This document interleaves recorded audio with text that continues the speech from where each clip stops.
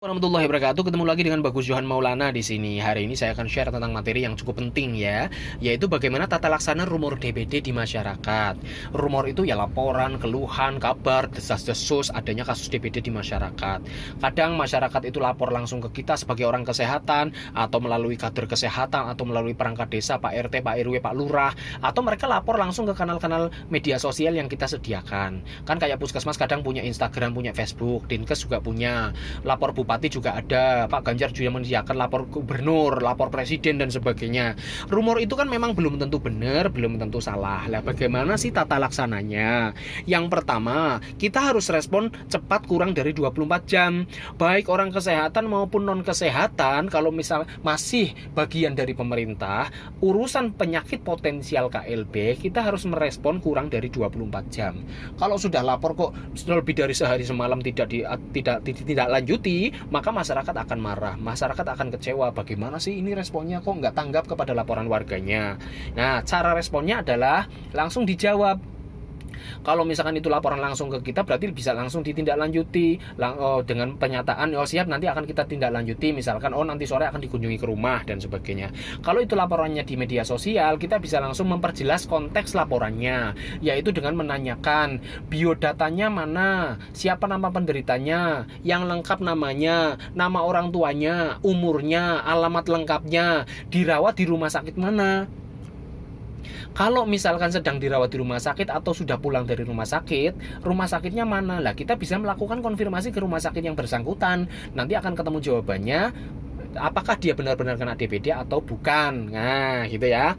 Kalau misalkan harus dilakukan kunjungan ke rumah, maka yaitu yang kedua, itu namanya kita melakukan screening kasus langsung ke rumahnya. Screening itu artinya penyaringan. Jadi disaring nih, kabar itu hoax, salah paham masyarakat, atau memang benar-benar DBD atau penyakit lain. Yaitu dengan 3 layer atau 3 tahap screening. Nah, diagnosa itu kan ada 3, diagnosa suspek, klinis, atau konfirmasi. Kalau misalkan suspek aja tidak memenuhi syarat, ya sudah, berarti dia sudah batal di tahap pertama. Tidak usah kita melakukan screening ke tahap diagnosa klinis ataupun konfirmasi. Nah, satu-satu nih, suspek dengue. Suspek dengue adalah demam 2-7 hari 39 derajat Celcius atau lebih disertai manifestasi perdarahan. Manifestasi perdarahan itu ada makro, ada mikro. Manifestasi perdarahan makro berarti yang kelihatan kayak muntah darah, BAB darah. Kalau manifestasi perdarahan yang mikro, minimal adalah RL testnya positif. Jadi teman-teman kalau misalkan mau melakukan screening kasus ke lapangan, bagi yang paramedis, jangan lupa membawa tensi untuk melakukan RL test, Rampelit test, atau tourniquet test, itu nama lainnya tourniquet. Nah, yaitu dengan cara Nancy sistol plus diastol dibagi 2, ditahan selama 10 menit. Kalau misalkan dalam 1 inci persegi ada titik merah atau bintik merah lebih dari 10, itu artinya RL testnya positif. Lah kalau misalkan bukan paramedis gimana? Ya berarti siapkan mekanismenya. Kalau misalkan menemukan orang-orang yang mengarahnya ke suspek, berarti dirujuk segera ke bidan desa atau ke puskesmas untuk dilakukan RL tesnya. Kalau RL tesnya negatif, ya berarti dia bukan suspek, dia sudah batal di sini, tidak perlu kita tindak lanjuti pemeriksaan berikutnya. Nah, kalau misalkan dia benar-benar suspek gimana? Pertolongan pertama, lakukanlah, yaitu dengan cara memberikan air minum yang banyak dan dirujuk ke dokter. Dan juga dikasih paracetamol ya, penurun panas. Kenapa harus dirujuk ke dokter? Karena masih suspek statusnya. Suspek itu kan baru diduga dan tersangka, belum pasti. Nah, berikutnya dirujuk ke dokter untuk melakukan pemeriksaan klinis, yaitu layer yang kedua nih.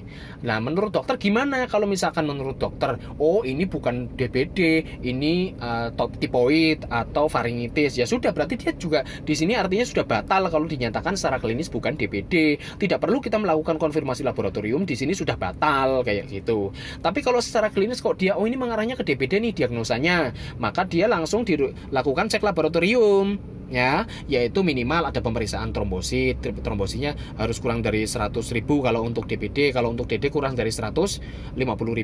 Terus trombosit terendah, hematokrit terendah, hematokrit tertinggi, kan kayak gitu. Nah, itu namanya tahap konfirmasi laboratorium. Kalau misalkan kok secara laboratorium tidak didapatkan hasil bahwa ini konfirmasi DBD atau DD, berarti dia juga batal juga, tidak bisa disebut konfirmasi DBD. Jadi seseorang untuk disebut pasti DBD atau DD itu itu harus sudah sampai tahap ketiga ini, konfirmasi. Nah, kalau sudah ini jelas dikonfirmasi dia infeksi dengue, maka tindak lanjutnya adalah penyelidikan epidemiologi di lapangan. Ya, jadi penyelidikan epidemiologi itu yang untuk ngecek apakah ada penderita tambahan atau tidak, terus angka bebas jentiknya gimana, apakah ada penderita lain yang mempunyai hubungan epidemiologis dan tidak, itu dilakukan kalau sudah jelas-jelas ada konfirmasi, ya gitu. Nah, berikutnya nih, penyelidikan epidemiologi. Ya, jadi tata laksana rumor memang bisa sampai tahap penyelidikan epidemiologi.